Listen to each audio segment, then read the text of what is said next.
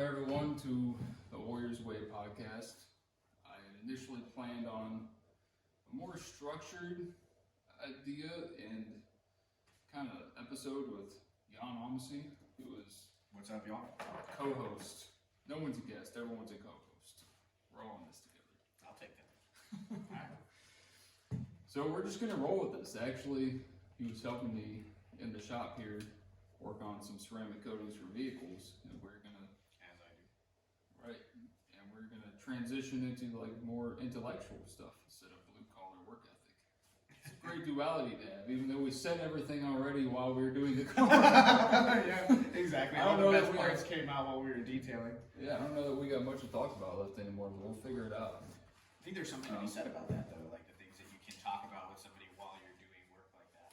Me and my dad talk all the time about how like some of our deepest conversations happen when we're cutting down a tree or we're gardening or because growing up on acreage, sometimes it's weird to just like start a conversation with somebody that's really deep out of nowhere. But like if you're in the middle of working together and there's literally nothing else to do but to pass the time other than talk to another person, This is true. kind of puts you in a place where you can actually have those conversations. So I learned a lot of my life lessons in the garden and the field, and It's a tall tale of chemistry too. so Because you know right away the people you can't do that with. right. And it's obvious, like the writing's on the wall. Well, they won't even show up. You know, Oh. the people. It's also true. There's been times where I've invited people to, and I know you've told me about this too. Right. Like you invite people to come do work, and they're like, yeah, they're all gung ho, and they're like, well, for sure, I'll be there. Like it sounds great, and then it comes time to. I used to do this all the time in high school. I would, say like, hey, we're gonna have a bonfire Saturday night. Yeah. Like my mom's gonna cook a big meal. I'm gonna pitch in, like we're gonna have food and like treat it like a potluck type of thing. Like either bring your own beer, bring your own food, or if you don't want to have to do that, show up a little bit early. We're gonna clean the barn, and help with that, and then we'll all have a good night together. And they're like my core group of guys that I was friends with in high school. All 5 of them, we were all on the varsity wrestling team together. All of them would show up every other weekend. And that was just our thing. We clean the barn. We have a big party afterwards, and it was like an all-inclusive. Like you do work with those people, you have fun with those people, and like I still talk to them. Yeah. That's some of the deepest relationships that I have are people that I've spent time literally knee deep in shit. Right. Yeah, no, I think I've always kind of said like in here why I keep detailing cars, because not necessarily because it keeps me humble. But there's like that barbaric root of physicality. It's like when you're on the go at all times and your body is using everything it has, it actually gives you leeway to those thoughts. Yeah. About deeper intellect or whatever the case may be. It forces you to stop and slow down. That's why I like coming and doing these coding jobs and stuff like that, is because being involved in the work that I'm in with marketing and tech and the nature of the beast is I have to really balance staying connected and keeping my audience up to date and posting content. And I was reflecting on this the other day. I've spent the last 5 years of my life posting 5 to 15 pieces of content a week. It's a lot of content. And over 5 years, I've spent that amount of time. Right. And like it hit me, like the reason why I was reflecting on it was my screen time thing popped up on my iPhone. And I really try to keep that below 4 hours a day. Like if it starts to go up above that, I get depressed. And so the first thing, if I'm feeling anxious or I'm feeling depressed, the first thing I look at is what's my screen time? Has that started to go up above 4 hours a day? And if it's at like 6, I'm like, all right, all I need to do, I don't need to do anything different. Right. Literally all I have to do is decrease my screen time and I'll be a little bit less depressed. I need to do that too. But you do that math, 4 hours a day, 5 years. 5 to 15 pieces of content a week, 5 years. Right. It is a substantial part of your time in your life. And doing stuff like this, there's this immediate gratification, whether it's detailing, it's the chopping up a tree, right? It's grading the land, it's plowing, it's planting, it's, carpentry, plumbing, building, like things that you do with your hands at the end of the day, you get to look at what you did and it's done. You know, I started out the day, I committed myself to this act, and now the act is complete. That gives you this really deep sense of fulfillment. Whereas on the other side of my life, like in business and stuff, it's delayed gratification. And it gets really, really hard to just live in this place where it's like, you're always waiting for the next thing, and I'll be happy when this is done. Or I'll be happy when I reach this next level. Whereas with stuff like this, it's like, hey, that car looks bomb right now. Oh, yeah. But a couple of hours ago, it wasn't coated. No, 100%. I think, like in summation of that idea, it's like uncomfortable physical labor teaches you things that spoken word never could. Yeah. Like it just can't. Well, we were hitting on that a little bit earlier, like before we turned the mics on with, like the difference between when I was, like, so I went to nursing school, right? And spent 3 years working as an ICU and an ER trauma nurse prior to, well, it was at the same time that I was founding my company, but they kind of overlapped by like a year and a half. But I remember being in nursing school and like reading all the stuff in books and talking to nurses that were like fresh graduated, right? And they were only 2 years into their career, a year or two into their career. And they would always say, like, you're going to learn more in your first year actually out there doing it than you did in the last 2 years of clinical in school. And they're like, I know that clinical rotations seem like you're learning, or that it seems like you're ready to be a nurse on your own, but you still have somebody watching you. You still have somebody guiding you.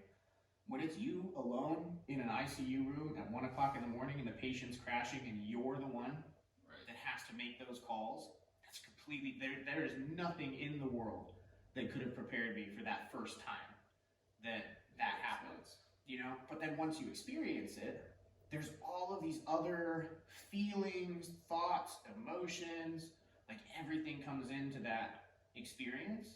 And so, yeah, like to your point, there's only so much that talking about something or learning about something can teach you, but doing something and experiencing something teaches you something totally different. Totally different. I think that'd be a really cool clinical trial. Maybe someone's already done it. So you mentioned you do like 4 hours of screen time a day on average. On average, yeah. But that's productive. It's very, it's very purposeful screen time. Whereas if you look at like the masses, who if they pull up their iPhone and they go to their settings and they look at their screen time, they're like anywhere from 3 to 6 hours that's non-productive. Right. If you look at the rate of like their depression. 4 to 6 hours of consumption. Yeah, versus putting stuff out. Like 4 hours is a lot of time. And we don't realize it now because we're a product of this. Well, and it wasn't always like that for me, right? Like I don't want people to think that like, oh, I've been like this, you know, since the beginning. Like I had to learn some really hard lessons early on where I, you know, essentially I like to think of like I sold myself to the algorithm early on in my, you know, influencer. I don't even know what I would categorize myself as at this point, but early on in my personal brand development, let's say. And it was way more than 4 to 6 hours, and it was a lot more. I'm scrolling, I'm just watching Gary Vee videos over and over and over again, right? I'm watching Andy Frisella, I'm consuming all of this content. And yeah, I was putting content out, but I was spending a lot more time like downloading. And then at some point something flipped, where it's like, if I really want to go to where I want to go, if I want to get to where I want to go, I can't spend 6 hours of my day consuming other people's content. I need to figure out, okay, I've downloaded enough information. It's upload time. And it's time to, it's time to produce. And that kind of gave rise to this mentality that I have, is that you can't produce while you consume. And that's why I spend like that 4 hours, to your point now, is very regimented. It's half an hour on LinkedIn in the mornings. It's half an hour on Facebook in the mornings. If you look at my social, you'll see that all of my posts for the day, unless it's Instagram stories, because that goes throughout the day, all of my posts for the day come out before 10 a.m. All of them. It's discipline. And then after 10 a.m., I'm not on social, really. Like I'll respond to people on Snap. I'm notorious for ghosting people on social, right? Like people will send me messages and stuff like that, and I'll open it and watch the video. I don't respond half the time. But like my buddies know, like if they genuinely need something, they can call me and I'll show up. They can text me and I'll show up. And if I can't, then I'm gonna be like, hey, no, like I actually have this other thing going on. Like I gotta do this. And I still battle with that every now and then. Like, I want to please somebody and be like, oh yeah, totally, dude. Like, I'll be able to go. Things sound great. And I feel really bad when I like do that, and then I'm like, nah, actually, I can't. I hate that because I hate when that's done to me. Yeah. But I think that like learning to kind of back off of that and realize that, you know, I've got 6,000 on Facebook, 30K on TikTok. I have a couple of thousand on IG, but they're all really engaged. Like, I wake up every day to 10 to 12 LinkedIn messages, 5 to 10 Instagram messages, Right. 20 emails. There's all these people that are demanding attention from me. And if I don't knock that out early in my day, then the only thing I'm thinking about for the rest of the day is, oh, I gotta respond to that guy. I have to respond to that Or if person. it's something super important, or if there's a job opportunity, Right. What if there's a lead, what if there's Right, that notification bubble pops Yeah. up. So like, a big reason why, like, especially in the last year, I've gotten even more pushback, and like, there's less and less people that have access to me, is because I just have do not disturb on my phone turned on constantly. Because if I don't, I'm tempted by all those notifications. Right. Like, That's very true. yeah, and iPhone has this cool feature, right, where you can have the app on your phone, but you don't have to have it on your home screen. So you can remove it from your home screen. So I have Snapchat, Instagram, Facebook, all of those are downloaded on my phone. None of them are on my home screen, and I have the notifications for all those apps shut off. I think that's when you swipe all the way right, isn't it? And like at the end. At the end, they just have like the scroll. Yeah. Okay. Yeah. So they're not on my main page. Right. Right. The only stuff on my main page is like my banking information, like all my necessary apps. Right. Right. To like live life at this point, because tech is pretty integrated with life. But if I swipe all the way to the right, then I have all that, and even then, I still have all the notification signals turned off. So if I scroll there, there's not a little red bubble that says Snapchat has 40 snaps, you know, until I decide that it's my time to click on it and explore it, and I'm being intentional with that time, and I'm responding to people, and I'm messaging people back, but that's only a half hour a day. I limit myself on each platform to around half an hour. And that's why it totals up to about 4, because I'm on so many different platforms that I have to. But once that 4 hours is up, I really try hard to not be on it. Yeah, no, I wish I could do that. My main issue is like you labor all day, then you hit the gym, and then you're like double gassed. So by the time you have like that window from 7 p.m. to when you go to bed between like 9 and 10, and before you turn off, or before you turn airplane mode on, you're like, oh, like I don't have enough energy to. That's my biggest problem is disciplining those time hours. Like the 7 to 10. To try to be productive, but I know if I don't shut my brain off, it's just going to make me even more anxious. So I try to use that time, and I will use like Snap and Instagram the most during those time periods. Yeah, and that's fine if you're like if part of your way that you socialize now, right? And I get into talks with my parents about this all the time because my little brother's really into gaming. It's like that's his social time, right? Like you come home, it's not like when we were kids and PS2 wasn't connected to the internet and you're locked in your room playing Sarge's Heroes for 4 hours, right? And it's just you and Plastic Argument. That's even earlier. That's PS1, right? But like, you know, my little brother's in there laughing, talking about school. He's got 5 friends in a room, and they're all hanging out. Like, it's a completely different dynamic. So if you're using it to be social at that point, but I love what you said about that self-recognition of, if I don't shut my brain off, I get more anxious. And I always try to like reframe stuff for people when they're like, oh, I have to be productive, I have to be productive. I'm like, okay, what if the most productive thing that you could do is decrease your anxiety? Yeah. What if disconnection is the most productive thing you could do? What if doing nothing is the best thing you could possibly do for yourself in that moment? If you're aware of it. Right. But you have to, like, you first have to, like, get to a place where you're like, oh, my chest is tight, I'm anxious. It's like, ooh, I need to find somebody to talk to because that's going to solve this anxiety. Is it? Or are you anxious because your screen time's at 8 hours and now you're just swiping? The fuck was that? That would be the person watcher, folks. It's going like that. Oh shit, Marquez. Oh my god. I was like in a zone right there. That just scared the shit out of me. Whew. Whoops. But, yeah, no, I mean, that's fun. Definitely, I think that becomes a whole new animal, though, for a lot of people, is if they can't control that beast, if they know that they need to disconnect, but if they don't have, like, power that switch, if they do disconnect, and then they just let that demon out, and they have no harness of, oh wait, how do I become productive again? But I mean, that's Yeah, because it definitely can get you in the other realm where you're yeah. like, you just forcefully disconnect and then you stay disconnected and you never re-engage. So it's like, I always like to think of it, I mean, because I'm a boxer, right? So I make a lot of references to, boxing. And so shout out to United Boxing Gym and Marquise Watkins. And I mean, he's a very influential trainer in my life. But me and him used to talk about it all the time. And powerlifters will get this. Anybody that's competitive as an athlete understands the dynamic between pushing yourself really, really hard and rest. And how rest is equally as important as your training days. Right. And even how one of the hardest things to master in boxing is how to effectively recover yourself when you only have 30 seconds in the corner before you have to step into the ring again. Those 30 seconds are like a mouthwater swish, a cold press to the chest, deep breaths to try to get oxygen back into your system, and your trainer hyping you up mentally in the corner. And you only have 30 seconds, right?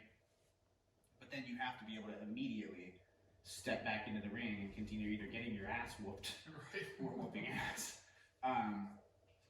There's probably a lot of people who try to start, whether it be boxing or MMA, or you can even go with football or rugby or stuff like that.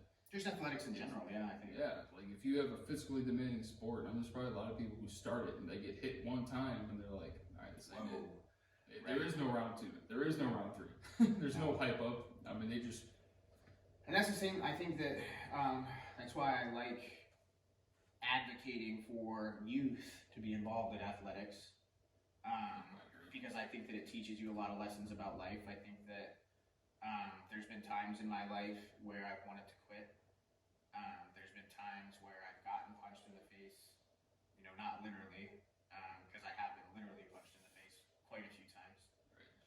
But figuratively, right, like either I a job that I applied for and didn't get, which contrary to a lot of people's belief, there's been a lot of jobs that I've not gotten, right?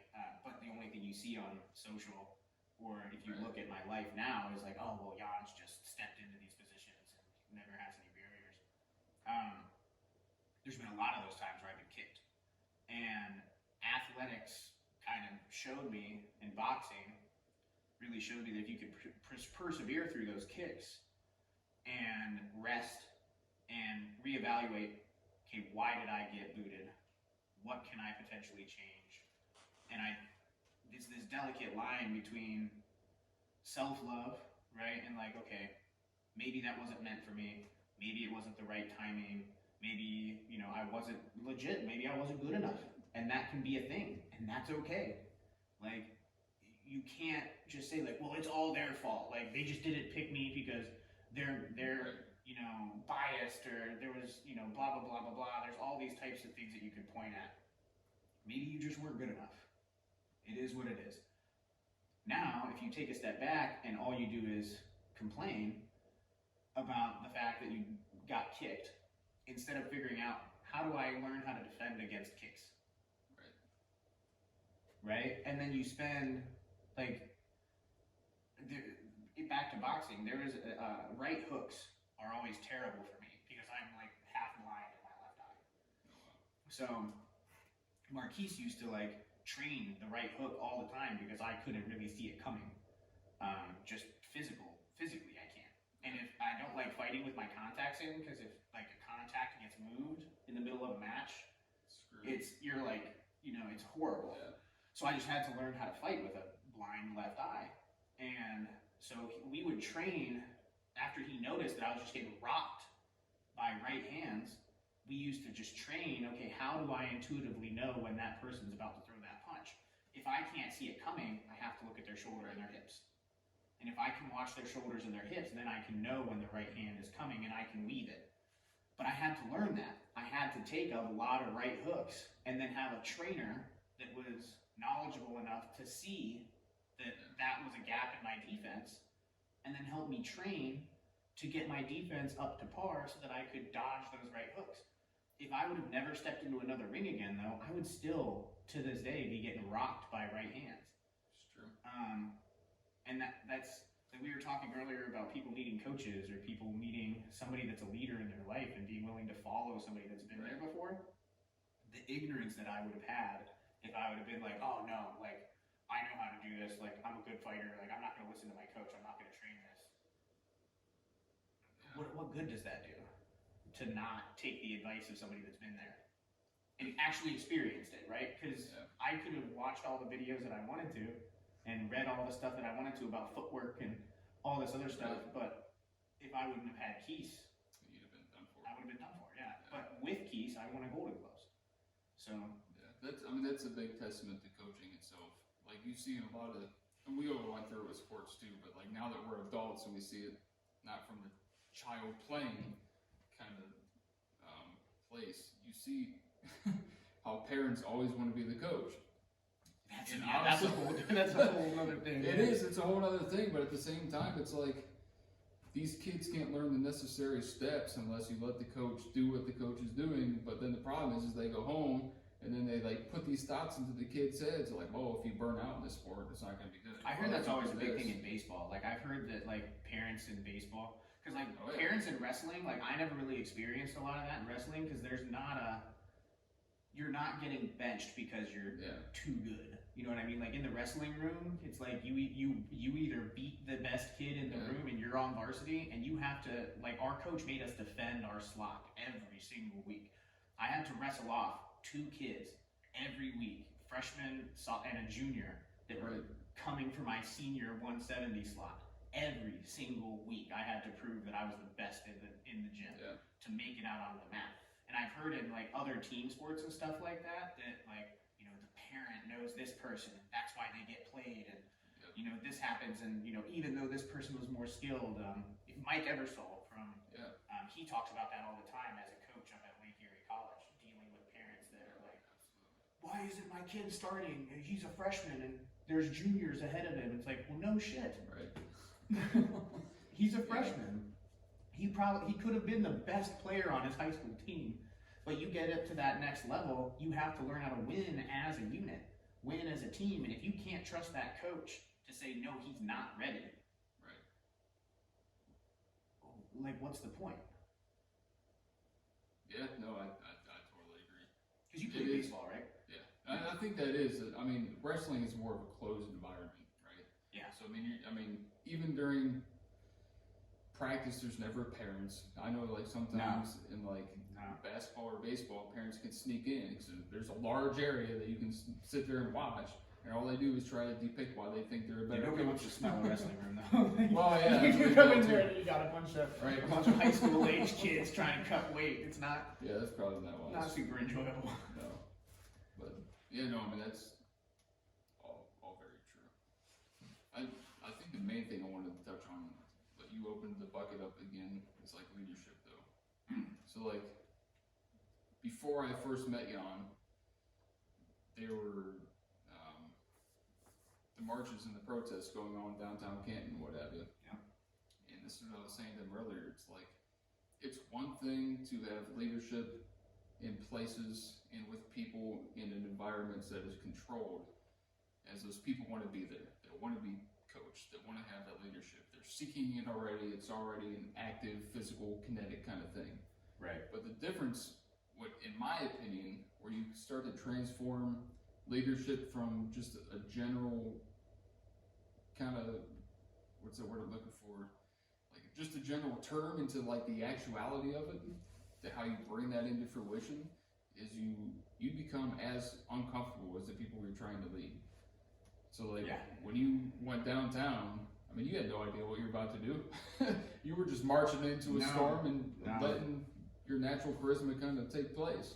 And like, I think that is what causes that transformation to be like, okay, Jan literally just went and sang the song in front of hundreds of people he doesn't even know, and now all of a sudden he creates this indirect leadership because or not hundreds, but hundreds and thousands of people followed him. Dude, yeah. I mean, my Facebook went from like 800 to 5K which is insane. in like 2 or 3 months. Yeah, you know, but it was, and like at that time too. To your point, I didn't know what I was doing. I didn't like. There's pictures of me on the steps of City Hall with the protesters, and I'm just there with a Sony DSLR camera and a live stream. And the only reason why I ended up out there is because I was looking around and I'm like, I know a lot of these people out on the street. Yeah. Right? I grew up with them. I grew up in Canton South. So Canton South is a very diverse school. And so I had friends that were on one side that were, down, further south, more rural, that didn't, they're watching the national news and Minnesota is burning and people are breaking into places in LA, and so they're scared shitless. They're like, wow, the protests are in our hometown, like the city's gonna burn, and there's all this craziness. And I'm like, I don't know, because I'm also friends with this other side, and they don't seem to have that mentality. Where's the disconnect here? And then I realized, like, the repository wasn't covering anything, WHBC it wasn't covering anything at the time. They ended up actually covering a lot, like my dude Noah Hiles, who now works out in PA, he was out on the streets with me. From WHBC, and we became really good friends after that. I still talk to him, but I was just like, if nothing more, I'm gonna go out there and get into the trenches and just actually live stream what's happening. And people were bringing me food. People were like dropping water off and stuff. And I remember people on the feed like, no, don't worry. Like, you're meeting up with this random person. We got you. Like, if you get kidnapped, all good. People used to find my location and they'd pull up in vans and be like, hey, you need a cake, like water? We're handing out water. Yeah, that's wild. I'm like, appreciate it, man. And it was just like 4 to 6 hours a day of live streaming for like 2 weeks straight. You were like super tactical too, because I remember watching, you're like, all right, we're gonna sneak down this street, jump in the bed of the truck, we're gonna sneak down this way, we're gonna meet them on the other side before they get there. Right. So I mean, it was actually entertaining at the same time as you were like fully versed in this tactical, like, movements and shout out to the Air Force. training my brain, to like think ahead. And I never expected anything to come of it, and I think that's what made that so powerful with people, is they could see, and I've gotten that feedback consistently in every, whether it's Indie Collective now, it's the Apex brand, it's businesses that I work with, like, some of the feedback that I always get and that makes me the most proud of my team is that people can tell that we genuinely want the best for them. I just told a guy the other day, like, hey, I would love to accept this contract. It was like a $10,000 deal. And I told him, I'm like, but you could get this for $5K here. I trust them, and I would rather you save the dough, and you're not at the scale that you should be working with us yet. Yeah. Go work with this person, and then, like, we'll talk a year or two from now. And I've had so many of those businesses come back a year or two later and say, hey, that was a really solid piece of advice. I think I'm ready to make the investment with you now. But if I would have just, I could have taken it at that point, but would that really have given them the room to grow at the pace that they needed to grow at, so that they can, experience the things, learn the lessons, build up a little bit more of that mental armor before they try to scale to the next level? Because I always try to tell people, it's like, once you make that investment and you take the leap, you either are mentally prepared for what's going to happen when that takes off, or you're going to have to learn on the fly like I did, because I definitely wasn't prepared for the brand to take off as much as it did. Right. I ended up really, really detached and unhappy for about a year and a half after that, because I was chasing the cloud. Right? I became this person that was like, I'm going to put out this content, and then I'm going to go here, and this is going to do this, and everybody wants to hang out with me because I've got this dope ass apartment, and like all this other kind of stuff. And I was on the 12th floor, like wildly unhappy with life. And it made no sense to me, because I'm looking around and I'm like, I have everything that I thought that I wanted, and I'm still super, super unhappy with myself. Like, why is that? Yeah. And so I always try to, you know, be honest with people at this point where I'm like, don't try to rush it. Right. Like, take it slow. Some of the best advice that I've ever gotten is from this guy named John Kuntz, and he always says that, like, you only get to build your first company the one time. You only get to build your personal brand for the first time, one time. So don't rush through it. Enjoy the ups and downs as much as you can. Learn as many lessons as you possibly can, because you're in your 20s. Life's not 20 to 30. Right. There's a lot of life that happens beyond that. And now I'm on the north side of 25, and I'm looking back at me at even the stuff I was writing at 19, 20, 21 years old, dude. I was just yelling at the world. I've been there. Yeah, and I think it's a necessary phase, right? Like, you're just so caught up in your ego that you're like, I know all of this, and this is the first time anybody's ever learned this, and I'm going to impart this wisdom on the world. And then you talk to your 70-year-old dad, and he's like, yeah, I figured that out when I was about 18 too. Right. And you're like, oh man, like, all these people that already realized all of this, and who was I speaking to? I was really speaking to me. Yeah, that's the craziest part. Like, I remember when I first started the God's Warriors thing, when I was solely focusing more on, like, fitness apparel and stuff like that. Yeah. But, like, my content would always be like, I don't know what you're doing on a Saturday night, but the only bar that I like is the one in the gym, and if you're out drinking, wasting your life away, then you're fucking up. Yeah, you're a piece of shit. Yeah, and it's like... I still see that all over social. Yeah, it's never going to stop now that we're past that. We're always going to see that curve that's younger than us. But then you, like, think about it, and you're like, man, like, how do we take that same energy... Right. And kind of turn it into something productive. Yeah, make it into productive without having to scream at the world. Right. Even though there's definitely time and place for that. I mean, there's always sometimes your emotions. Sometimes you have to. Yeah. Sometimes you got to be straight, and that's like when people, because I'm a very religious guy, and hence the hat. Right. And I really truly believe in this wholeheartedly. Like, none of this is luck. Yeah. Like, it's all God and hard work. And like, the more that you pull back, right, from all of these, like, feelings where you want to look at somebody, you want to yell, or you want to chastise them for some reason. It's like, it's not up to you to save that person, right? But if you can get somebody to ask you a question about why you're so happy all the time, or how are you so grounded all the time, you can live your life in a way that sets an example that makes people curious, that makes somebody want to ask you a question. Then when they come up to you and they ask you that question, you have every right to be honest with them. And instead of just walking up to a random crowd of people and telling them they're pieces of shit for not being motivated, you have to accept, like, you're not gonna be able to influence everybody. And I think that's what social maybe kind of fed into our minds, that if I do everything right, I could influence everybody. Right. That's not impossible. The hardest part about that too is, like, if your purpose is right, and you still don't know any better because you haven't gone through that, but, like, if your purpose is right and you really do just want to help people on whatever the case is, but you can't, like, you literally can't influence everyone. Right. You can't be the savior to help everyone out of their own hole. Right. It's a hard. It is. And who are you to be the influence, right? And that's why I always try to point to a higher power too, where I'm like, and a lot of times for me, the ultimate higher power is God, right? But there's a lot of other powers that exist that can help somebody understand that concept prior to reaching God. Like, I explain it to my mom all the time in this way. Because my mom, bless her heart, she explains everything through religion context, right? Because that's just her lens on the world. Yeah.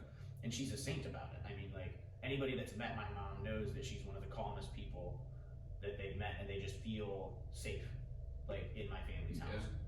And but I have an energy about her. Yeah, but I tell her, I'm like, listen, if you're in a gas station and you see a little kid about to steal a bag of chips, and you look at them and you say, you shouldn't steal that bag of chips, and they look back at you and say, why? And you say, because God said so. And they look back at you and say, I don't believe in God. How do you convince that kid to not steal the chips? You have to be able to find these other ways of explaining stuff, whether it's psychological, philosophical, or just moral value, to explain to somebody, this is why you should live this way, because it'll be beneficial to you in the long run. And so what I always try to do is kind of, Peterson's big influence in my life. C.S. Lewis is a big influence in my life. A lot like Plato, Aristotle, if you read like the Republic, and a lot of these older philosophical writings, we've been grappling with these ideas for thousands of years. And if you can take that step back and say, hey, so I'm not the one that came up with this, but let me tell you about this really cool dude named insert here that talked about this thing. Let me make you aware of this world. Let me make you aware of the right questions to ask. And then come back to me if you have a question about the questions I've told you to ask. And I've always appreciated that about when I was in school, my philosophy professors or other people that I've interacted with, the most profound impacts on me were the people that didn't tell me how to think about something, but they showed me where to find the answers to the questions I was asking. And so if you ask me for a piece of advice, I very rarely will actually give you advice. I'll point you in a direction to where I think you might find an answer, but I'm not going to tell you what to do in any given situation. I feel like there are instances where you can though, but you don't. Well, if it's your zone of genius, for sure. Yeah, you don't have to say this is what you should do because I said it. But the wisdom that you already hold because you've experienced these things, or you've read this book, or you've heard this podcast, or you've on this other interview with someone else that gave that wisdom to you. I feel like it's an okay ground to tell that person that from you as the source. And this is and I deal with that all the time now. So one of the cool things that's happened in my life over the last couple of years is I became the head of community for this group called Indie Collective. Right. And they're a digital community that's kind of like an executive modern MBA program for entrepreneurs, and where we have a presence across 7 countries, 30 states. There's over 1,000 people that have been through this program, and we're going to have 82 people in this next cohort that we're kicking off next week. But part of my job is I get to sit with them in office hours, and I'm supposed to be the one to help these. There's people in there that make $500,000, $750,000 a year doing what they do, and they come into office hours to ask me questions about how to grow their business. And I was really, really intimidated about that at first. I'm like, who, what? I want to ask you. Yeah. What do you mean you're going to ask me? And then I started to realize, well, wait, they're really, really good in their skill set, but they don't know how to balance social and life. They don't know how to scale all of this extra stuff. And now I have 200 plus podcast episodes that I've recorded over my life and hundreds of interviews with these people. And so the way that I always frame it when somebody asks me for advice in those office hours is I say, hey, I can only speak from personal experience, but based off of the hundreds of interviews that I've talked to, here are some things that I've heard consistently that have seemed to help other people. And it's never coming from a place where it's well, I know this is what you should do, and I'm the one that is the vessel for all this information. Right. It's hey, here's exactly where I got this piece of advice from. Here's the hundreds of people that I've talked to, and I'm just giving you what I've heard, and it's what has personally worked for me. If it works for you, great. If it doesn't work for you, don't be discouraged, because it might not be your path. It might not be the thing that was meant to work for you. And that has really helped me kind of ease my way into being in these rooms with people that are way more skilled at what they do than I am and have been in the game way longer, but still struggle with the same things. And it's almost disheartening and peaceful at the same time to realize that all of those struggles never go away. When I'm 40 years old, I'm still going to be thinking about the same things that I'm thinking about now, just in a different way. And and I'm gonna be encountering the same feelings just in a different way. And the fact that they never go away can be disheartening in a sense, right? Because we want to kind of, we wish that there was a way to get rid of all of those self-doubts and all of those anxieties and stuff. But on the flip side of that, if you know that they're never going to go away, it at least gives you something to work at constantly. It's almost like you were saying earlier about definitions of words. Being way different 15 years ago versus reading them now. Reading you see them now. the substance behind it, and you're like, oh wow. Yeah. That's why I think books like the Bible and the Bible's not really a book; it's more like a library of books. It's a whole bunch of books just collected in one volume. But or Plato's Republic, or Dante's Inferno, or all of these great literary classics, right? Even reading like Huckleberry Finn and Tom Sawyer, reading Mark Twain books and these amazing literary masters that figured out a way to talk about things that were difficult in a way that, I was just telling you that I was watching the Chronicles of Narnia, and I love those movies as a kid. Watching them as an adult, way trippier. It's a whole different ballgame because I have so much more experience in life, and I've felt more pain, and I've dealt with more deceit, and I've dealt with more negative people, but I've also had a lot of positives, and I've won a lot, and I've been in amazing situations, and I've traveled, and with all of those positives, though, I still have to return to the silence of that 7 to 10 p.m. on a date. Yeah, absolutely. I'm going to Italy this summer to live with my uncle and hang out with my siblings. I'm not going to just be on an Italian beach for the rest of my life, nor would I want to be. Right. Because I don't know if you've ever lived out of state for a period of time, but I talked to a buddy of mine that lived in Florida, and then he moved up to Ohio, and I was like, why would you do that? Like, who does that? And he said, well, listen, he was like, you know how people around here never really go to the Football Hall of Fame? I was like, yeah. And he was like, when I lived in Florida, and the weather's just nice all the time, there's nobody out on a sunny day. All the kids, everybody is out mowing their lawns, playing with their kids, enjoying the sun, because it's just like that all the time. So you lose the appreciation for the beach. He was like, I love the beach so much more now that I live in Ohio, and I only go down there 2 weeks to a month out of the year than I ever did when I lived in Florida. And he was like, and I love Ohio in the sense that it's cold, and then when you do have a sunny day, I get to see everybody. The energy changes. Big time. And you get to feel it. Yep. And I had never thought about it that way before. I was like, damn, man, like, that's actually really profound. You think that the grass is greener, but when you're there and you just grew up in that, you never appreciate it. And like, you go to California and you talk to some people and they're like, wow, I've never seen snow before. Like, it must be so cool to have snow. And it's like, actually, it kind of sucks. But then you realize, oh, they've never sled rided before. They've never been pulled behind a four-wheeler, on a Throwing a snowball at their dad. Yeah, exactly. They never got to experience that. I think perception of where you're at, and whether it's a physical location or where you think you should be in life at any given age, I hate that word. Like, what I should be doing, or where I should be, or like who I should be hanging out with. It's like, no, who are you? What are you doing? Who are you around?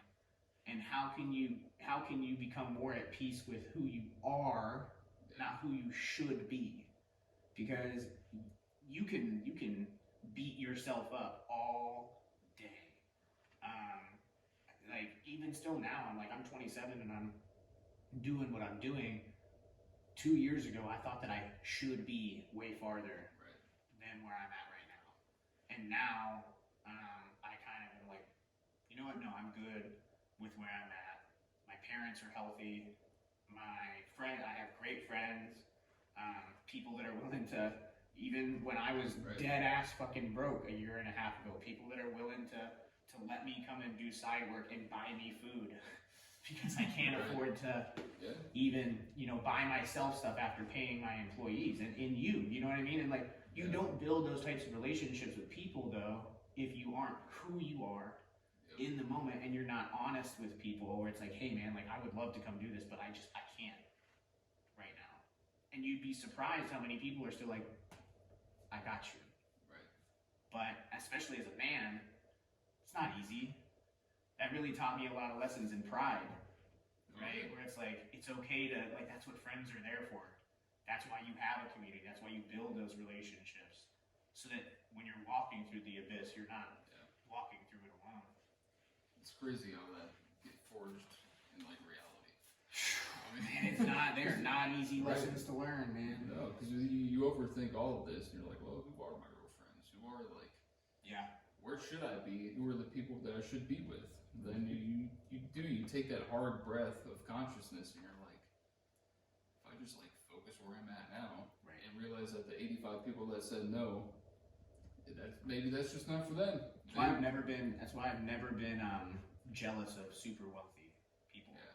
Because I grew up around a lot of like in more poverty, right? Like especially going and visiting my family in Slovakia. Like my mom grew up in it's like an 80-person village where my grandparents live, and so nobody has a lot of money, you know, but everyone's still happy. Right. Ironically, probably happier.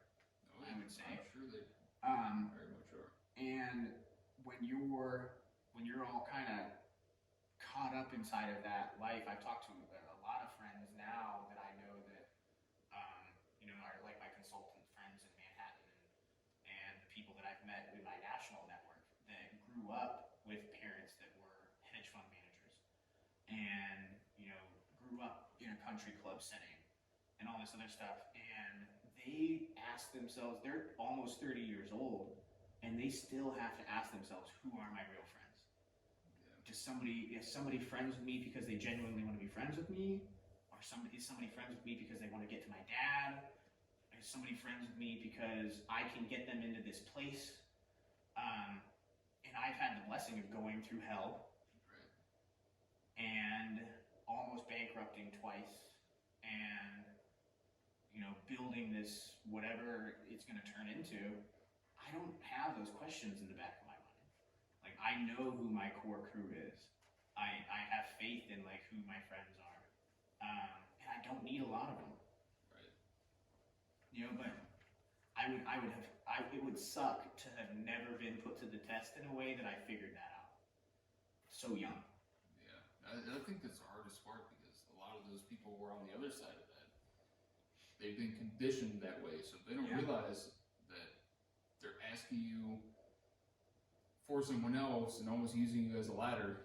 Right. They don't even realize, like, it's not even a part of their culture thing. Yeah, almost. Yeah, like they've been doing it. They've been growing up in it. They've seen other people that they're living with do it all the time, so they don't know any better. So like some of those people never even get to experience like true friendship or companionship or relationships that are actually built with some sort of chemistry or bond. It's just all materialized.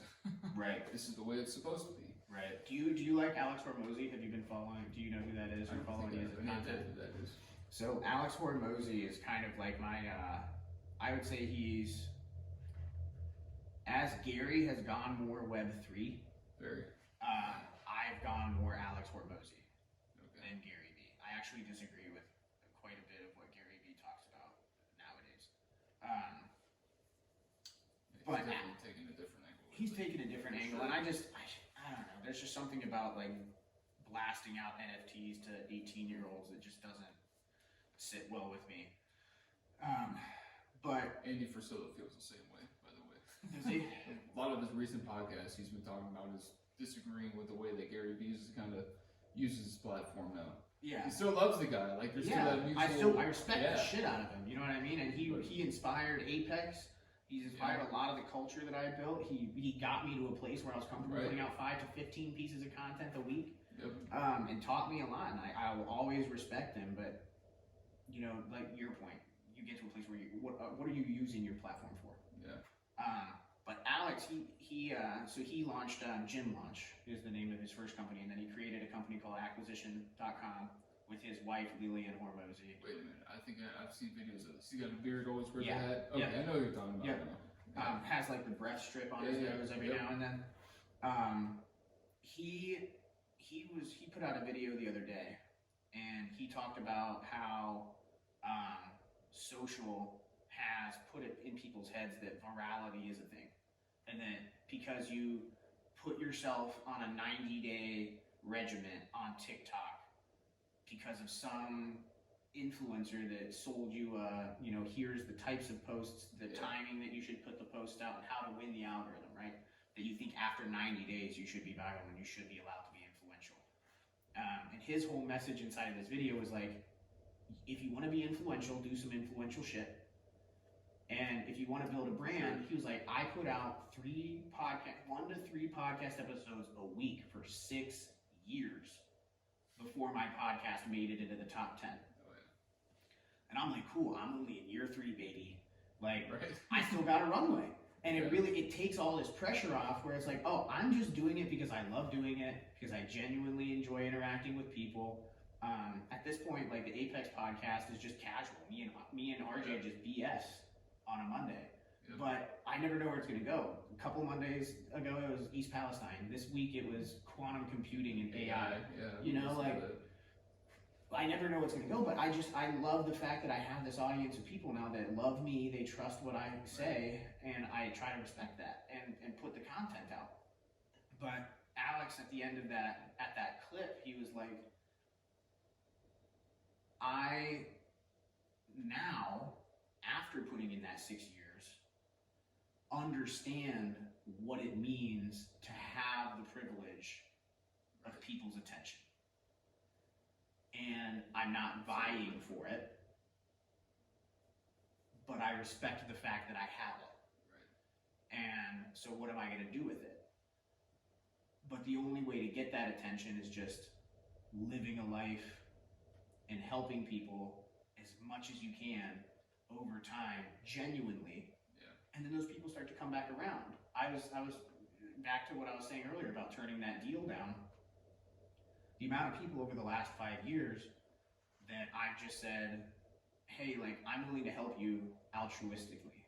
Like, I'm going to volunteer for your event, or I'm going to go and help you promote this thing, or make a video for you for free, or send you this piece of software, or, give you this piece of advice. That's one thing that I took from Gary when it was earlier on, is just give away your playbook. Give away all your best secrets. Don't hold anything back. Give away all your best stuff, because have trust in the fact that you're going to have the piece of the pie that's meant for you. Right. You don't need the whole pie. You're gonna have the piece that was meant for you, and if you can help as many people as you can along the way, then when you're climbing and you trip and fall, at least there's a group of people that want to help you grab back onto the mountain. If you're stepping on toes all the way up the side of the mountain, as soon as you slip, people are just going to be waving at you on the way down.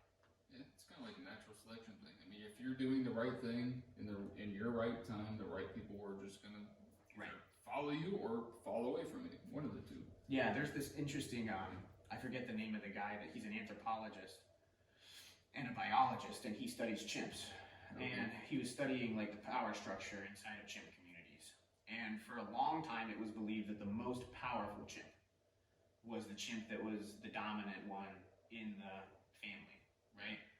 And over decades of observing these truths, which we're highly related to biologically, like the laws don't really change that much. As conscious as we think we are, we're still governed heavily by our biology.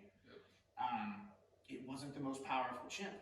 The most powerful chimp might be a leader for a short period of time, but he would get ripped to shreds if he didn't have allies. So he said that the best leader wasn't the most powerful. Sometimes it was even a really small male. But the male that was bringing food to other males, the male that was driving away enemies that were attacking females, young kids, the one that had a bond with the matriarch of the community, right, and had the respect of the women. And so he was like, it's not the most powerful one, it's the most altruistic chimp. It's the chimp that knows when to exercise power and when to be gentle. When to form alliances and when to be vicious. Like, it's a very fine line, but I've always thought that that was was like, that's so profound. And it goes against a lot of the traditional teaching inside of evolutionary biology, where it's like power is not the ultimate determinant. Right. It's getting, and Peterson puts this in a really cool way, it's getting invited by the most people possible to play their game of life. And if you can be a person that gets invited to go play with another person, if they trust you to understand the rules of the game, respect their rules, and have fun while doing it, then you'll get invited to more and more games by more and more people, and they'll tell their friends, hey, if you want to, and I'm saying play a game, but whether it's doing business together, or it's hanging out, or it's introducing you to another group, the more people that you can show, like, I'm a fun, reliable, and I'm not going to cause drama type person to be around, you'll get invited into more and more circles. And I've found that to be super, super valuable in life. It's like, all I want to do is be a person that gets invited to play. Yeah. And the amount of relationships that I have now, and other things that I definitely would not have if I would have went into them with the mentality that, like, I'm giving you something by giving you my time, or I'm like, you're lucky that I'm hanging out with you type of thing, which is a state of mind I've been in. Yeah. Which is extremely toxic. Yeah. And I had to experience that and get my ass handed to me in order to not be like that anymore, because I was like that when I was, 19, 20, 21 years old. And I'm sure I'll look back at 27 when I'm 35 and be like, man, I was such a shithead. Yeah, that's the hardest thing to come to that reality. It's like, you know what? Maybe I was way shittier than I thought it was, even though I thought I was doing the right thing at the time. Right. But and it gives you that humility, right? Is that, like, at any given point in life, in the future, you're probably going to look back at the point that you're in and think that you could have done something better. And it's important to revisit those moments. It's important to think about where you want to go in the future, but you don't want to live in those times, right? I do a lot of planning. I do a lot of reflection. I spend a lot of time alone. I do a lot of journaling. I do a lot of this other stuff. But as much as stuff as I do that, I try to spend 80% of my time in the present moment. It's maybe 4 times a year I'm thinking about, like, the past and where I want to go in the future, and then the rest of the year I just try to stick to the day-to-day. Because if you just get stuck in, like, oh, I wish that life was the way that it was 5 years ago, you're just going to be tortured by that, because it's frozen in stone. Like, it's not changing, and it's never going to go back to that. Or if you get stuck in the future, like, ooh, I can't wait. The future is even worse, because it's not an actual experience or memory. It doesn't even exist. It's just an abyss. It's just an abyss. And so it doesn't even exist, and you're building all this stuff up in your mind about, like, ooh, it's going to be this, or whether it's something super, super positive and you're excited about the future, it makes the present moment way worse. Or if you're really, really distressed about the future, it equally makes the present moment terrible. Yep. But so if you never think about the future and you never think about the past, you're doomed to repeat all of the same mistakes and never go anywhere. If you're always thinking about the future, you're just going to be anxious all the time. If you're always stuck in the past, you're going to be that 50-year-old that talks about the high school touchdown. But if you find this balance where it's like, okay, a couple of times a year, I'm going to reflect on my past, I'm going to look toward my future, I'm going to plan, I'm going to forgive, and then I'm going to exist in the present. And then day to day, I'm going to give 100%. Whatever comes my way. Like, whatever the world decides to put on my plate for that day, I'm going to give it 100%. That, for me at least, has been a way more valuable way to approach things, and it gives me a lot less anxiety, because all I have to do is handle my day-to-day as best as I can, and then once a month, once every 3 months, look back and be like, what could I change about my day-to-day that could make me more effective?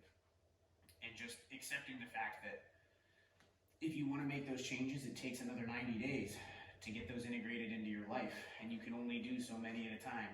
Like, that's the comment's gonna be different for everybody too. It I is. wanted to touch base on that too. Like my mind went in so many directions as you were saying all this stuff, and I can't remember half of what I was trying to wanted to say towards the end. Yeah, but like everyone's on a different time period. Like he was talking about, it took 6 years for his podcast and other people's podcasts to finally accumulate enough steamrolling action where an audience actually started to come. Right. Like it takes a long time, and like I remember trying. We were talking about this earlier. Like I now have a bigger following on Instagram, which I didn't even try for. Like the You're last, just being you. yeah, Just being you. I've been on Instagram since probably 2011 or whenever it first came out. Like I've had that account forever, trying to hack the algorithm and like, how do I get more followers? How do I get more interaction? Because I knew there'd be business eventually in the future, and like I want to use that as a vessel. And then like you just stop and you just post something that you feel normal and casual about, and like what happened to me, it found the explore page. Right. I went from 4,500 followers, most of them were ghost followers. I mean, it was like a shadow banned account because I used to post a lot of political angry stuff. Right. So all of a sudden, almost 20K. Right. With a ton of interaction, and it's like, okay, maybe I wasn't ready for it then.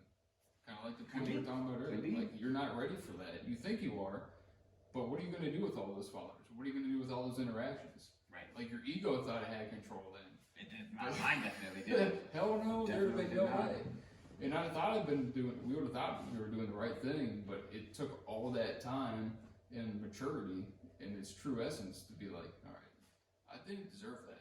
Right. The hard part is we're watching all these like influencers that are looking like they're A-list celebrities and all this stuff, flashing. Right. This is gonna get vulgar, either flashing their tits or showing their ass or like fucking showing their money or whatever legacy money that they have. It's like it's easy to promote that because Standing in front of a rented Lambo type thing, yeah. yeah, it's attractive to people. It's fun. It's catchy. It's poppy. It's sales, and that's what really took over Yeah. social that really drives me nuts. And it's this fine line that I walk as a marketer where it's like, Yeah. okay, how much psychology do I actually want to use to steal people's attention? Because a lot of that stuff, like physical attraction, Oh, yeah. really great way to sell leads, right? Big time. And it's proven, like it's stats, right? Standing in front of a high value vehicle makes people think that you're a high value person. Yep. Using like the entire thing of copywriting versus creative writing. I'm a creative writer. I'm not a copywriter. Yeah. Same. Copywriting is how do I use the right words to drive conversions, and that's what the entire internet economy is really based on, is good copywriting. What's the difference between using the word sale versus using the word liquidation? You know, there's actual studies out there about how well does this convert. If you use this sentence, it drives 30% more leads or whatever. And if you get caught in that, to your point, like you're hacking the algorithm or whatever, Right. it's really easy to ruin something that could be amazing for social interaction and turn it into a sales machine. And the algorithms really just started pumping all of that stuff, and back to basic biology, it worked. And people started to believe a lot of this stuff, and they believed in these gurus and these courses and Right. all this other stuff. And now people are starting to wake up to it. You know, it's like, it's definitely something that starting to is shifting. People are becoming aware of that. The Social Dilemma, I think, really helped with that. That Netflix that came out, that documentary on Great Netflix that came out, Yep. I think really woke a lot of people up to it. But now it's like, okay, well, what do you do now that you know that that's what they're trying to do? Do you, like we were talking about purging your friends list, purging your algorithm. Anytime I see somebody posting something that I don't want fed into my mind, I unfollow them. And I get them out of my algorithm. You know, I've been following a lot more down to earth stuff and following a lot more local vendors and a lot more local businesses. And like, I want my algorithm to be my algorithm. Yep. I don't want the algorithm to be me. I think that was like the hardest part to understand. Because I remember going through that phase too. It's like you would follow all these people that you thought were doing the right thing, but you're like, you know what? And then you're just watching them and you're like, man, I'm doing all the wrong things. Like, what are, like, man, all these people are so well off and they're my age and they must have this secret and maybe I'm just a shitbag because I don't know all these things. And it's like, it so weighs you down. Yep. And I like to, another thing that I like to think about when I'm making either a business decision or I'm trying to create a piece of content is what are spending at least a little bit of time, and you can't predict all of them, so don't even try, but take a little bit of time and think about what could the unintended consequences of this piece of content be? What could the unintended consequences of me doing this action? What could they be? Because there's I can't remember the name of the philosopher that talks about this, but he said, I'm paraphrasing here, but something along the lines of like, what a sin of pride it is to believe that your solution is better than the problem. How do you know that the solution that you see, right? So let's take us at 21, right? Our solution was yelling at the world, right? How do you know that what you think is the solution is better than all of the other people that have attempted to solve that problem in the past? And when you go to implement that, how do you know that it's not going to have unintended consequences? And I think social media is a great example of that. We didn't know, like, our intention was more social connectivity. The output was, yes, a lot of connectivity in a lot of ways, a lot of expansion, a lot of people that didn't have voices before now have voices, a lot of, you know, the stuff that we were kind of talking about while we were detailing when the podcast wasn't on. Right, that should have been the whole podcast. Yeah, but all of that stuff. Yeah. And then, but the unintended consequences of 150% increases in self-harm in young girls between 12 and 14. It was 80% increases in suicidality in young men. You know, there's all of these unintended consequences for a thing that we thought was going to fix a problem. And so I always try to think of that. That's what scares me about AI looking forward to. Like the unintended consequences of it. I talked about that on my last personal podcast too. Yeah. It's like, if you think about it, it's like, okay, if all these jobs, and it can be in schools too, like all these things are being replaced by artificial intelligence, robotic, mechanical working, what's going to happen to these hundreds of thousands of people that don't have a job anymore? Not only are they going to be out of money, but what's their mindset going to be? They're not going to be in society anymore. They're not going to be talking with people. They're not going to be forced to be creative and adapt to situations in that given environment. So they're going to be at home, probably depressed. Right. Tenfold anxiety. Right. So, I mean, what do those two things add up to? Wow. More suicide, more pain, more anger. I mean, there's going to be a lot of things that I don't think a lot of these big execs that are creating this tech quite understand. Right. Well, if you look at history too, and outside of the cliche of like history is doomed to repeat itself, I don't think that it repeats itself, but I think that it might rhyme, right? Like another way I've heard it put is that history doesn't repeat itself, but it rhymes. And so the situation can be very, very close. You're never going to repeat the exact same mistake because you're going to think that you're going to be able to avoid it because of the tech that you have or whatever society has given you. But for every industrialization age, there's a de-industrialization, right? For every massive leap, and you can look at the Enlightenment, you can look at actual industrialization, right? Now we're going through a period of almost de-industrialization and more globalization because people are like, I don't want, each one of us is a byproduct of slave labor at this point with our phones in our pockets, right? Like if you trace all of the elements that are inside of your phone back to where they came from, Absolutely. like it's fucked. So people are becoming before we can do it. Yeah, exactly. And so like we're all byproduct. Our entire society is a byproduct of that. And with tech being implemented, now we saw this massive period of socialization, and now there's like a desocialization going on, right? Where people are unplugging in mass. And so I think like the same thing with AI. There's always a boom, and then there's a realization that we maybe have overstepped. But unfortunately, as humans,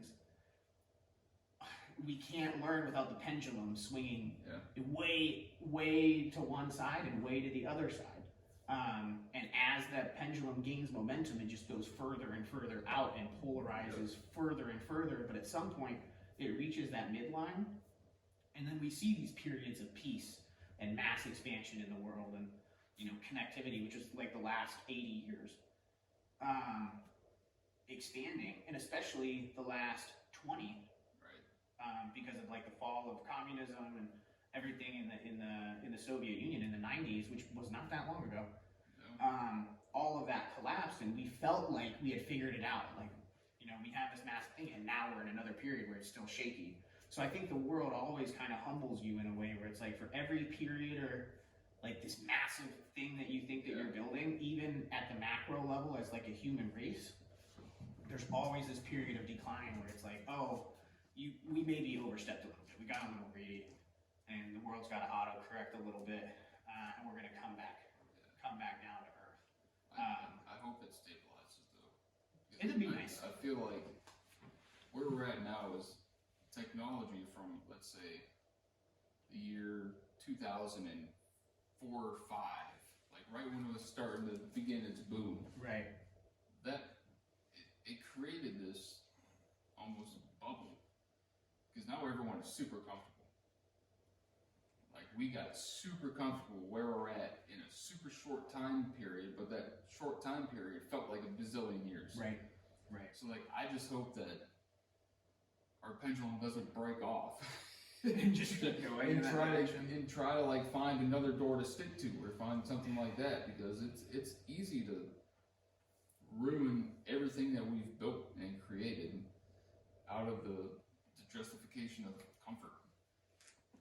Like it really is, because Yeah, I mean, that's true. Comfort is, I think even have you watched Stunts, the documentary on Netflix of Jonah Hill and his therapist?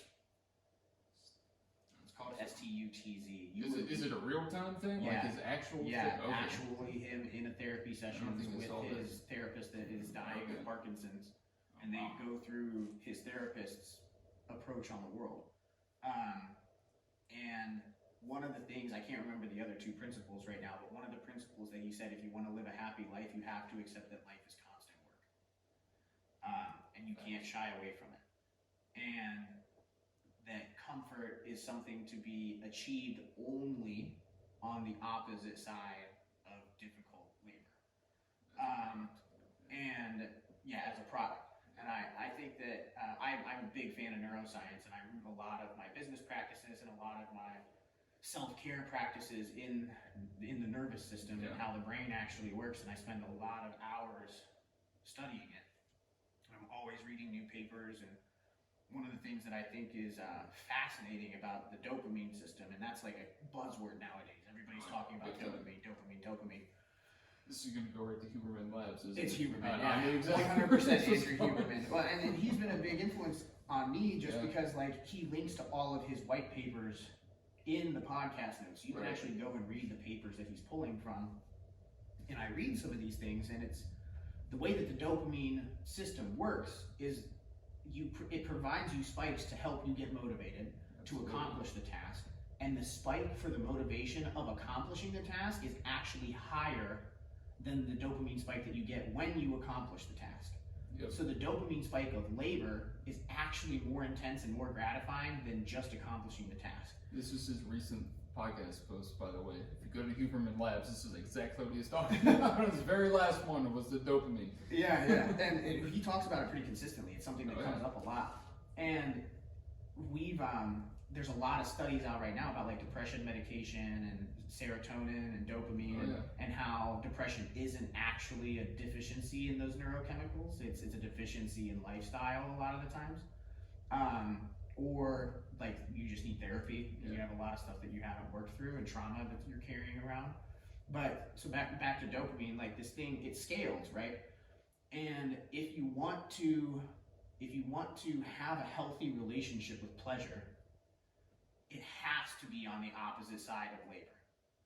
Because if you take away that inertia, that dopamine spike from the labor, you're only getting half of it. And so your brain, that's been wired like this neurologically over millions of years of development, right, is wired to want the spike that comes from the labor, but it's only getting the spike from accomplishing the task, which is smaller, right?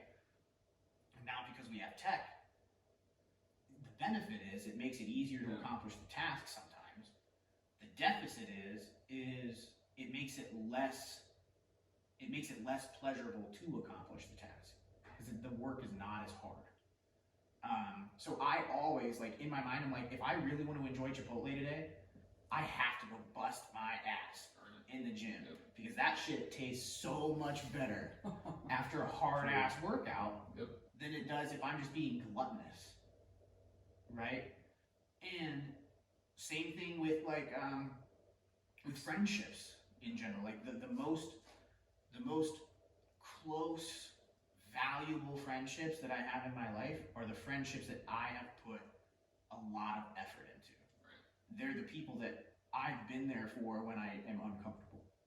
They're people that, like, I don't really feel like going out tonight, but I know that he just lost his dad and I'm gonna go have dinner with him.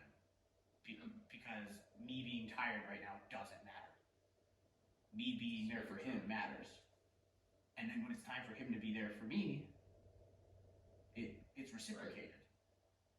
Right. But if I didn't put forth that effort and I just expected the dopamine rush of having friends without the labor of what it means to be a friend, they're not as satisfying of relationships at all, I don't think. No, that's true. Actually, one of the Instagram posts I just put up, it was mentioning, like, the reality of your friendships. Like, the real ones will be okay with you knowing that you have to disappear for a little while, to go into your own spiritual void, to go into your own little solitude, confinement, what have you. And like a lot of the retracting statements from a lot of people are like, well, that's disrespectful. Like, it's like, no. We're not saying there's no communication at all. It's just one of those things. It's like, you understand, like, if I were to not talk to you on for 3 months after today, I would know why. Right. I would get it. I know what he's doing. I know what he's actively trying to be proactive in things that we may not understand, but that's okay. Right. Because like on month 4, if you meet him or see him again, you're gonna be like, same thing.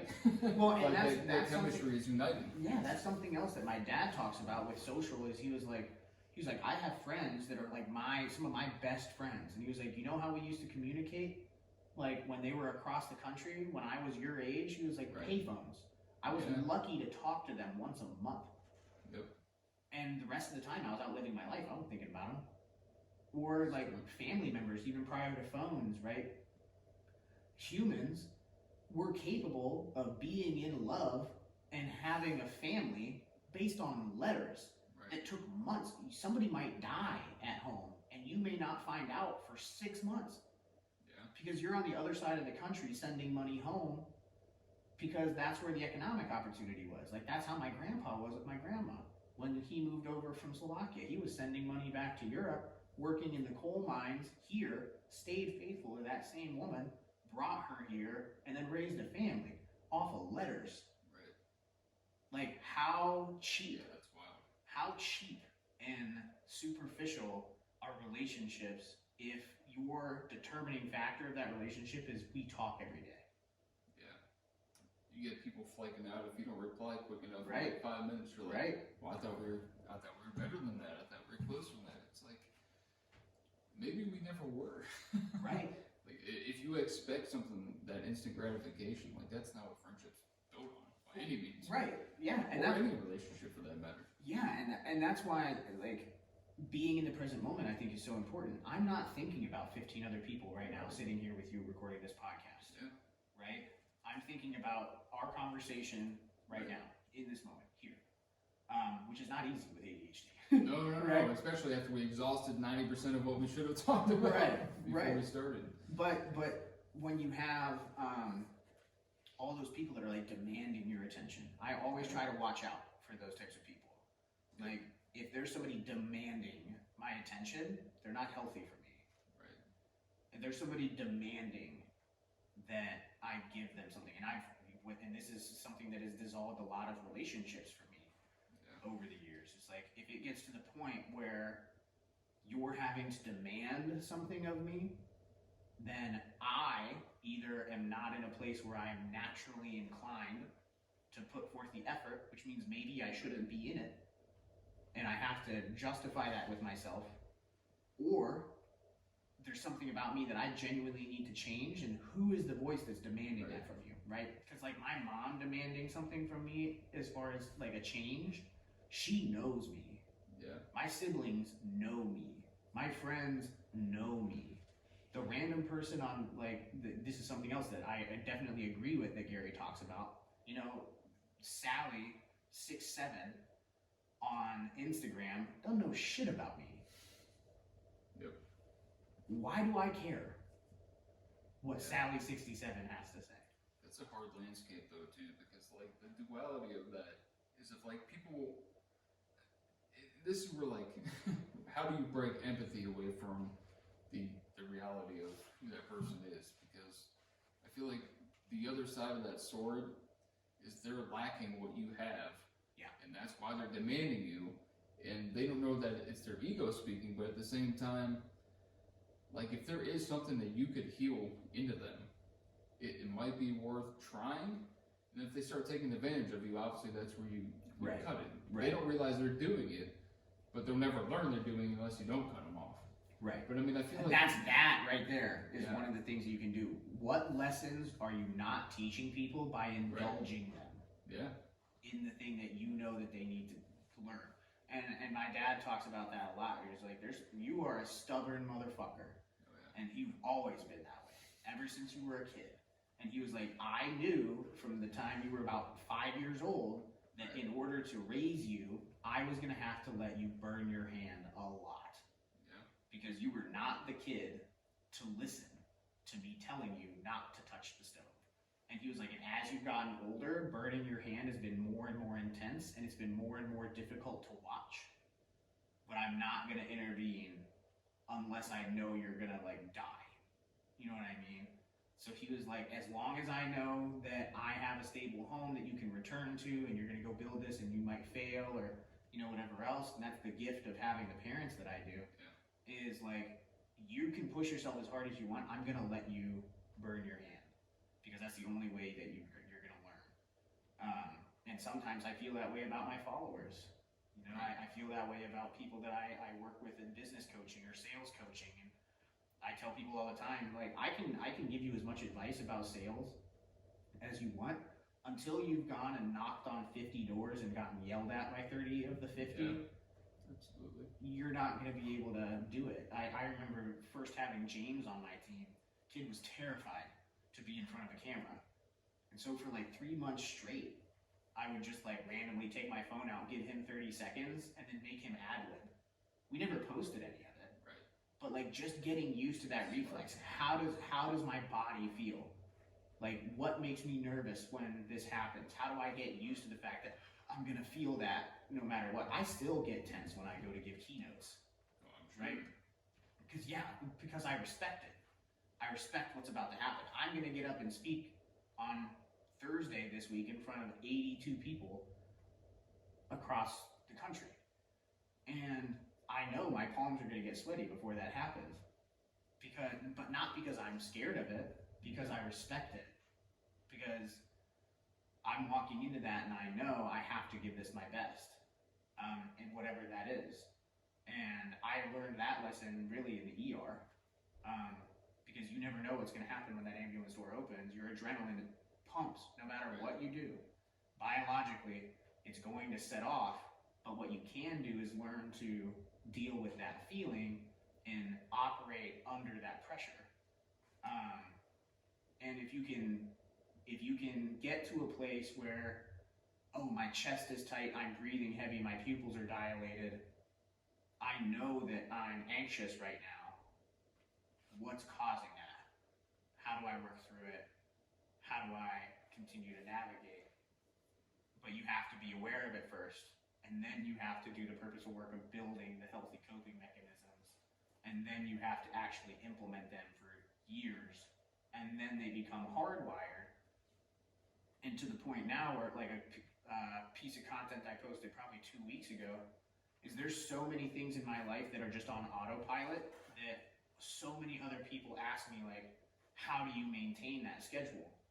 And I'm like, well, because it's been my schedule for a decade. Yeah, it's been a long time coming. I don't even think about it. Like, I think the piece of content was, of course I'm going to go do this. Of course I'm going to go do this today. Of course I'm going to work out. Of course I'm going to do self-care. That was not me a decade ago. But a decade ago, I was like, oh, I'm looking at all of these influencers, I'm looking at these influential people, and I read a book by a guy named Tim Ferriss called Tools of Titans. And it's this, he didn't even write the book. All he did was interview really smart people and put together a list of things that they do. Right. And in this Tools of Titans book, in the prologue, he says, this is a book of habits that some of the most successful people in the world have built into their lives. Find the habits that work the best for you and start practicing them, and your life may end up somewhere close to where these people landed. And I really kind of took that and it's like, okay, what are the habits that I can start working on now that 10 years from now will be on autopilot, and then for the rest of my life, I don't have to worry about trying. They're just a part of me. But sometimes people just want that overnight. And it's like, no, it takes years of conditioning and years of you know, not making it to the gym for a week and then trying to get back on the wagon the next week. And, you know I know I always kind of take things back to that physical side, but I think it's the easiest analogy for me. Is there's been periods in my life where I haven't worked out for long periods of time and I felt horrible. Yeah. You know, I just don't feel good. So when I realized I'm not working out because I want to get chicks, I'm not working out because I want to have a six-pack, I'm not working out because I want to be like this influencer that I look up to, I'm working out because it helps me stay mentally stable. Yep. That's my thing. I could never run like ultras like some people do. That's their thing. Yeah. And that's what keeps them mentally stable. For me, it's boxing and powerlifting. For other people, it might be going on a walk, you know? But figure out what that routine is for you and make it a routine, make it a habit. And then year over year, when you build that one layer of habits, the next year you can add on another layer. And the year after that, you can add on another layer. And the year after that, add on another layer. And you do that for a decade, next thing you know, you're like, oh, I'm gonna do this, I have this, I have this, I have this. Like this year, I'm practicing guitar every day for an hour. That's one of my goals. Do I hit every day? Fuck no. Do I hit 80% of the days in a year? Yeah. Can I get really good at guitar, hitting 80% of those marks? It's a passing grade. Yeah, big time. Right? Like you don't have to get an A+ to pass the class. You just have to get 80% plus. Right. And if you set that goal, you're like, okay, this year, instead of saying, this year I'm gonna lose 30 pounds, I'm gonna get a better job, I'm gonna do this, I'm gonna do this, I'm gonna do this, those are all goals, right? Those are all like, I need to accomplish this thing. If you say, if I build a habit of this, build a habit of this, build a habit of this, these collectively will lead to me accomplishing something like this. Then the big goal just becomes like a pleasant byproduct of you actually working on yourself. And it makes it a lot more satisfying, I think, because when you're only looking at the big goal, once you accomplish it, it's very fleeting. Right. It's like, oh yeah, I'm here. 30 minutes later, it's like, now what? Now what? It's like life is constant work, though. Yeah, do I have to restart this all over again? Just do something else? But yeah, right. I like what you said about things being stackable with your habits, though, because like now that you put it in a number perspective, because some people learn better that way. So it's like if you only reach that 80% for like 4 years, those next 4 years, it's like the distance between 80 and 100 is so much smaller compared to like this exponentially. Yeah. So I mean, it doesn't necessarily become easier, but your skill set is more adaptable to achieving more than you did before. Right. And that's any habit. Yep. And I only really speak on things that I'm really, really like firm in the idea that I actually have a decent amount of experience with. Right. So like that's why I'm talking to a lot of people right now between the ages of 20 and 25, because I'm like I'm just past that. I don't know shit about optimizing life when you're in your 30s. Yeah. I do know a thing or two about building sustainable habits and happiness from 20 to 25. That's what a lot of people are lacking like now. I mean, I speak from that position too. Like there's a lot of people today that have I've never had an idea or concept of even voting what a habit is, Right. or having any discipline, Right. because they don't know any better. Like Yeah. their whole life was chaos, Yep. so they think chaos Yep. is Normal. what's meant to be. Yeah, 100%. I had a mentor of mine, and this is another thing that has really been beneficial to me. Like a lot of my success is not me; it's me following advice from people way smarter than me for a long period of time. Being willing to be a follower. You know, having this mentality of me being a student. Like until I hit 35, and maybe for the rest of my life, I'm gonna look at myself as a student. I may be able to teach people things of like the people that I'm 1 to 2 chapters ahead of, but I'm always caught between learning from people above me and helping people below. Right? And because I humble myself and know that there's people above me handing me wisdom down, I had this piece of advice given to me. I was like 22, and this guy named Steve, who's built multiple businesses and exited multiple companies, has houses in multiple states. He looked at me and he's like, a lot of people your age are going to try to build a career. They're going to try to build a life. He's like, all you should be focused on from 20 to 30 is building character. If you can build character, if you can build a strong reputation for being honest and having integrity, if you can build character around a set of values that you identify and you say, no matter if somebody's watching or not watching, I'm going to live my life by these set of values, and you build character through 20 to 25, then it's going to pay off for the rest of your life. And back to the neuroscience, 20 to 25 is when the frontal lobe of your brain is solidifying. It's when all of those habits are being ingrained. It's when all of that, the lens through which you view the rest of your life essentially, is really solidified. That's why it's so much harder to go through therapy in your 30s and 40s. Yeah. Because you're more anchored, you're more rooted in those habits. But from 20 to 25, if you focus on building a life around those values that you adhere to, your life will form itself around that. And so now, because I've lived my life focused on trying to be honest, focused in, and I've been a shitbag in a lot of other situations, and I have to deal with that. That's my weight that I have to bear. But because I've tried my best to adhere by that, I look around and like everything in my life is fed back to me through that same lens. The whole karma thing, like what you put out is what you get back, whether you karma, law of attraction, whatever you want to call it. I really, really firmly believe in that, but my belief is that you can't just manifest it. You have to embody it. Buzzword. You have to embody it and live it so that the universe has no other opportunity but to feed back what you put out. So the closest friends that are friends with me are people that have an equal amount of character. Because I've straight up had people tell me I make them really uncomfortable if they're around me, because I will call people out on stuff. Like you can't be in my circle and not be expected to be held to a certain standard. And it's not because I think that I'm some pontificate holding you to that standard. I don't even have to say anything. It's just my character commands a room. Right? Because they know that if I'm speaking, it's from a place of genuine love and respect, and I expect that in return. And if I don't get that in return, I'll flip. Like I'll get a little saucy, and sometimes you have to draw that line, but I always remind people, hey, like Jesus flipped tables in the temple, man. I love using that line all the time. All the time. There's such a thing as righteous anger.